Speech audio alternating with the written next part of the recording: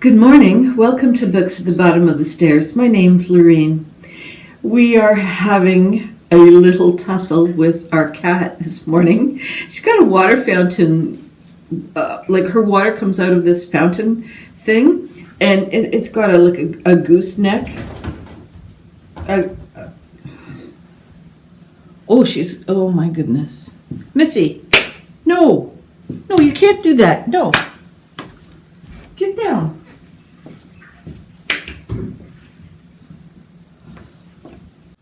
She's really being bad this morning.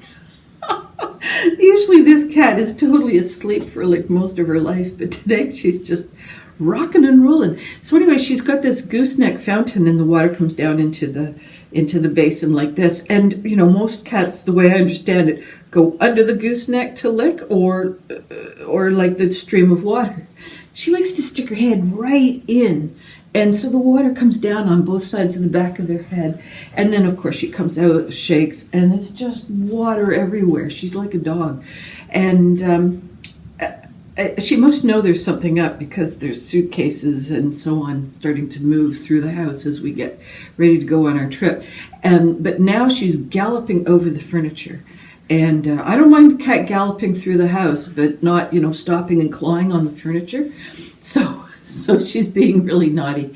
And she doesn't know it, but she's headed to this really incredibly good cat hotel. We went to go see it, and she's going to get a little room of her own. It's about the size of, I don't know, it's hard to, it's like a closet basically, but it's got a screened door on one side, and on the other side there's a window that's up fairly, like about shoulder height, and they can open the window if the weather's not too bad, and the cats have private catios. She's got a little place where she can sit out, and it's all caged in so she can look out, and she's got an ocean view. The cats on the other side can have a hillside view, which is just all shrubs and birds, and she's got the side with all the seagulls, and oh my God. Anyway, she gets to take her own soft cloth type things to sleep in and her toys and whatever else, but so while we're away she is going to be in sort of cat luxury. I don't know how she's going to react because through the screen door she can see the other roomettes where the other cats are, and I don't know how busy it's going to be, but our eldest is going to be taking their cat at the same time, but they don't know each other, so it's just a strange cat as far as Missy's concerned. So I'm rattling on and on about these cats because we're getting packed to go to Holland for 10 days. And I still do not have a book chosen for that. And yeah, I think that I might have a slight anxiety attack about that tomorrow. But I'm going to go to the bookshop tomorrow and just see what I can find, because there's nothing really on my shelves that is grabbing me. There's plenty of books here, but some of them are hard. I don't have my thermometer on. Hang on. There we go. I know what else I'm supposed to do. There we go, all mic'd up. Yeah, so some of these books are hardcover, and some of them I have a little semi-project that I'm waiting to read them for, and one or two of them are really dense language. There's two in there that are written in the one in the 1700s and one in the 1800s, so the language is just going to be a little packed, and I don't know what kind of environment we're going to be in, whether I'm going to have the concentration to be able to read it and enjoy it. So, and I don't want to skim.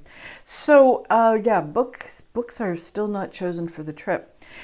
What I have been doing is reading this book called, I showed you the cover the other day, that's got that horrible gold thing on it, A History of Burning by Janina Oza. I'm not even going to show you.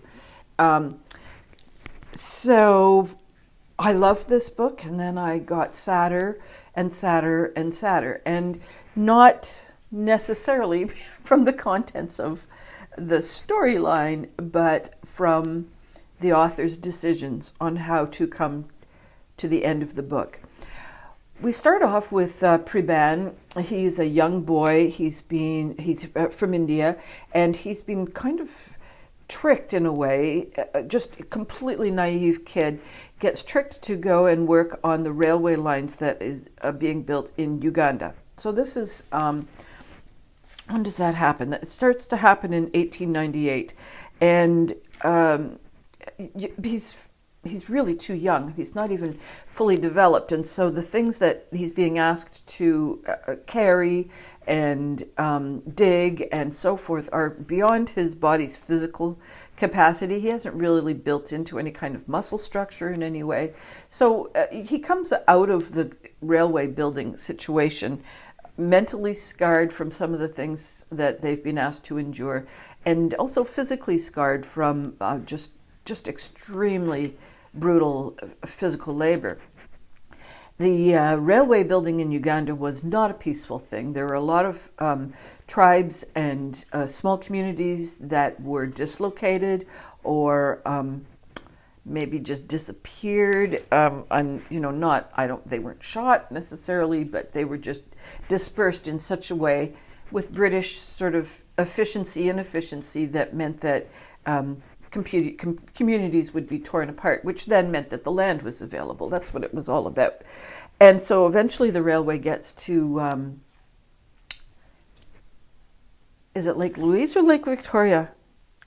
Lake Louise is in Canada, isn't it? Yeah, Lake Victoria, I think. Okay, so at that point, Priban has to find some kind of secondary income, he has to find a second way of living. Could he go back to India? Yes, he could, but that's not really what he wants to do. He feels, very connected into the ground and the suffering and so forth that he's experienced in Uganda. So he decides to stay and comes across another Indian family that has been building a general grocery store, dry goods and groceries, cigarettes, just all that sort of thing that people need on a daily basis. And so he starts to work for them and eventually ends up marrying the daughter, and they decide that the family decides on the behalf of the young couple that their young couple is going to relocate in a different city where there is a relative who's working for a pharmacy company. So you've got dislocation again for Priban, but also now for Sonal, who is his new wife. And we see this family go through the generations. This is a generational story, and we get from 1898 to basically, I'm going to say, when does it end? 1992, so almost 100 years of this family's journeys through refugee status, settling down, being dislocated, having to sometimes fracture the family in order for the family to move forward. You always have a responsibility back to the people who remained. If you've been the chosen ones to go forward and try and improve the situation for the family, then you have an obligation to always return, if not physically, then through money and letters and obligation. So it's quite fascinating, this ping pong ball, really, of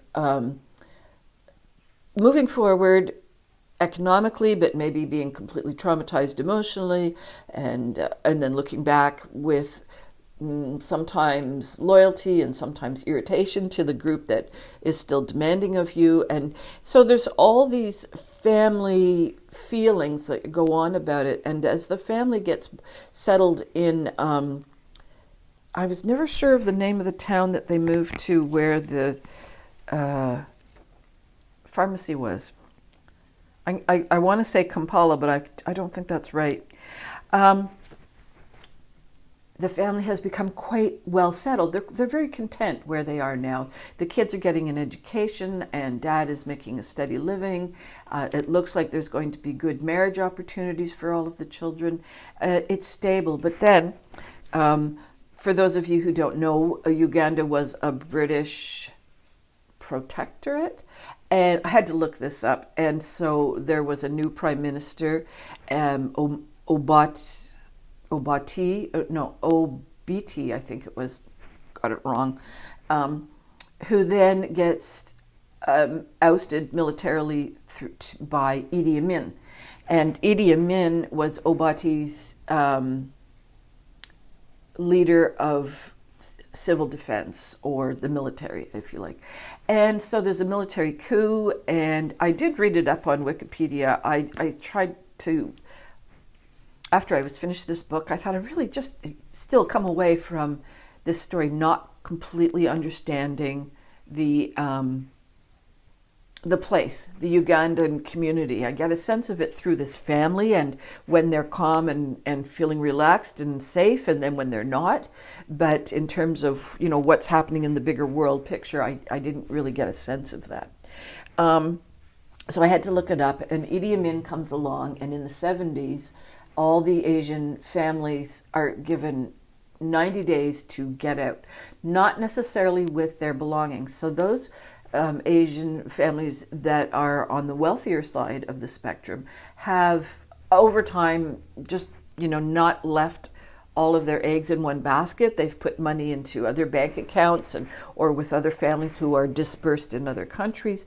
So they have little nest eggs here and there, so they can leave the country even though they've got to leave behind their main source of wealth. They're still not headed into poverty. This family hasn't had that, and so they're trying to sow some small jewelries and a little bit of money into the saris and pillows and just trying to escape with whatever they can. And for two of the family members, it is an escape, because when they're in Uganda, they have Ugandan papers, not of citizenship, but of residency. So the Ugandan government goes, hey, we don't want you. You don't have these papers. So now all of a sudden they're people with no home. And there's a proper word for that in the whole refugee world, where you are paperless, but you belong to such and such a country, but you don't have any proof. So they become that kind of a refugee, whereas other family members might have an Indian passport or perhaps a British passport. So that's another way that families can be broken apart, is through the papers that are retained and saved. So we get this family, and here's where I started to get sad. The family needs to escape. It's quite a chilling path out of Uganda, but that's in a way where the author stops telling the story. We start getting events with some emotional drama, and so that's but the texture and the landscape and the interconnections just become thinner and thinner in the descriptions, because we've got the author has to get somehow from 1970s to 1990s, and I'm not sure why the author made that decision. I can understand it from a completion point of view. He wants to bring the family, who eventually end up in Canada, he wants to bring the family safely to Canada, and he wants us, the reader, to see this family's Canadian experiences. So they're here in Canada for about 20 years, but it's like da-da, da-da, da-da, da-da, da-da. Whereas the way the author has spent the first, 98 to 72, that's about 80 years, it's just much fuller, it's much richer. We get to know the main characters in more in relationship to the others, but also more internally. We really get to see what their connections are, not just within the family, but with friends or at work, or so things start to thin out, and we end up with the somewhere in the middle of the story, we've got a young girl who is fighting in the resistance of, that's not quite right. She's in Uganda and she is trying to fight for justice for all peoples of all nationalities. And so as far as the government is concerned, she's just a rabble rouser and needs to be silenced. Except that they can't believe it's her. It's got to be her husband. So that couple with a baby is quite an interesting story. And so I can't really go any further without spoiling it. And there's some juicy bits there. But the baby then has to grow up, from the author's point of view, has to grow up, and so that the child's name is Harry, can step into the footsteps of his parents and encounters the protest for the Rodney King protests that are happening across both U.S. and Canada, and he participates in that and gets into some trouble. So that there's this circular story around Harry. And to me, that was the point of the last 20 years of this book. It was to see Harry's story. And I feel like either the story should have stopped more or less when they hit Canada and we see them in yet another refugee situation, trying to come to terms with it and leaving it unresolved. I think, to me, that would have been a stronger ending. Or I think that when they're on the road, literally, to leave Uganda, I would have maybe stopped the story there and had a second book. I'm not the author. And there's no way in hell I would ever be able to write as well as Janica Oza. I'm such a good writer, such good description, such a great plot, so many good side stories that get brought into the center plot, the underlying issues of being dislocated and trying to find a family, trying to find security in unstable situations. What is love? What does love look like? Is safety more important than love? Does sending your children out into the wild world, even though they don't really want to be sent, and you see that as a way of protecting them, and so, like, there's disruption at that point. There's so many kinds of underlying emotions that the family has to go through, the different generations, and also there's cultural differences through the passage of time. So much, and then it's sort of reprised in the back end of the book because there are similar things that the family has to go through. But as I say, it wasn't as, it was more about bringing the story to an ending and resolving each individual character's storyline than it was about being immersed in this family's journey. Though that's, of course, that's an opinion. And I have not listened to any interviews with the author. I have not read any book reviews. This is entirely my opinion. So if you've read the book and you know something that I don't know, share it in a friendly way.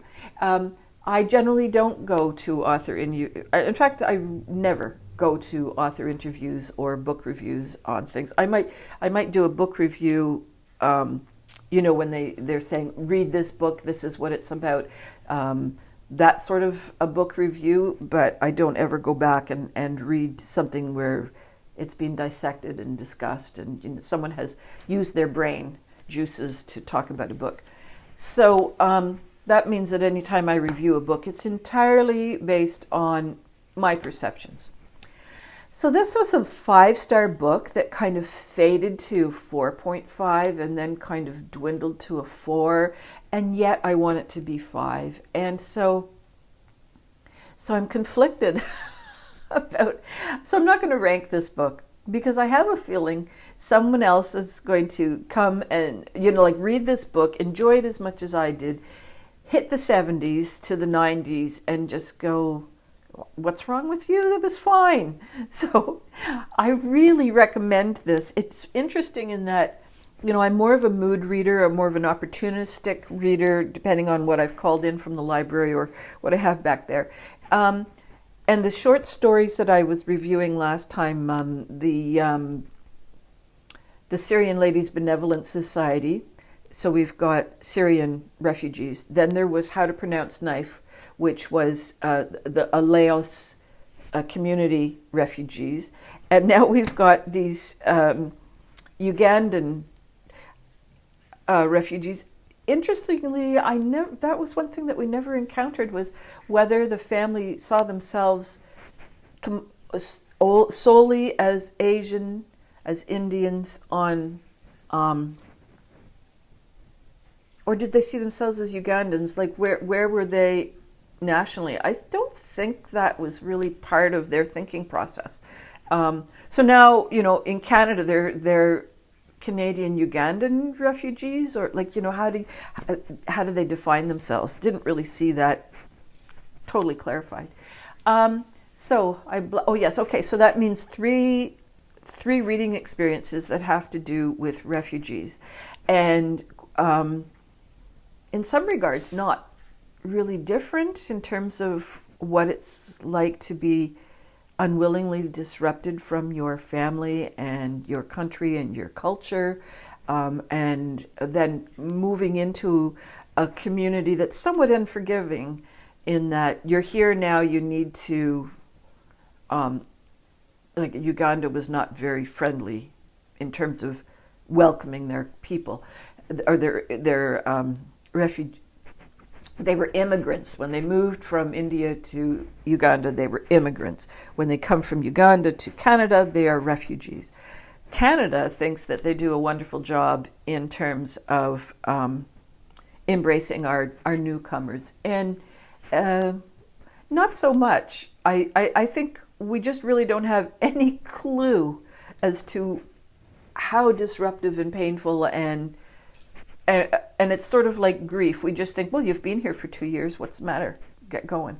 And I think, no. Like, I'm sure it's a lifetime grief to have left behind parts of your family, parts of your culture. So there's grief in all of this. And in all of those books, there's grief and uncertainty about trusting whether you can really love something or someone, because evidence is that it can be broken quite easily, that you don't really have any power over that. So there's that sort of fragile love, and yet it can be deeply intense, but you're frightened of it at the same time. So I just thought it was interesting that out of no planning, I ended up reading 3 completely different kinds of refugee situations, and they all had such similar themes, but written about quite differently and experienced by the individuals quite differently. So it's quite an interesting little trio of things to read. And, every once in a while my high school brain kicks in and I go, wouldn't that make an amazing comparison essay? I did not want to write a comparison essay. But, I think it would make an interesting book club thing if you could talk your book club into reading the equivalent of about 600 pages between the 3 books. But yeah, really, it was. So I am also reading the first Lysandre du Nord, tome 1. I managed to get through the prologue, and I now know that this is a book about a community that has been severed from the rest of its world for reasons unknown. This is going to take me a long time. And I'm also reading Agent to the Stars by John Scalzi, which, was it Scarlet Fever? I reviewed something a little while ago and I completely forgot what the title of the book was, but it's part of my book club's, one of my book clubs reading, I think for this month coming. So this is the second book that I picked up, Agent to the Stars, and it's pretty goofy so far. He is being tasked, the main character, Thomas, has to be an agent to an alien. There's an alien race waiting outside the orbit, and they would like to integrate with Earth. They don't want to conquer Earth. They don't want to mine it for any kind of resources. They would just like to integrate. It's another immigration refugee story. And this time it's with green blobs. Thomas, the blob is it can hold its form, but it can't transport itself because it doesn't have any legs. It could transport itself by slowly, but it's just much more efficient for him to go in one of those great big water bottles that you get at in offices for fresh water to drink. He's in a water bottle being carried around with the dolly. But this green blob's name is Joshua, and he represents this alien race that's waiting in outer orbit to integrate with the world. And Thomas is in charge of marketing this and figuring out how to make it palatable for humans. Oh my God. I just, I think it's going to be hilarious. I'm on page 66. I'll probably have it finished before I have to get in the car for the airport. So unfortunately, I'll be done before. I can't take this with me. But oh my God, it's so foolish. And just as I'm telling you guys, I'm thinking that the blob is a refugee. So that's it for me. I hope all your reading dreams and adventures continue to come true. And with any kind of technical luck, I will see you from Holland. I have no idea if that's going to work or not. So brace yourself. Get some cheese. If I show up next Tuesday, have some cheese and crackers and a little bit of dark beer, and we'll talk Dutch. Take care for now. Bye-bye.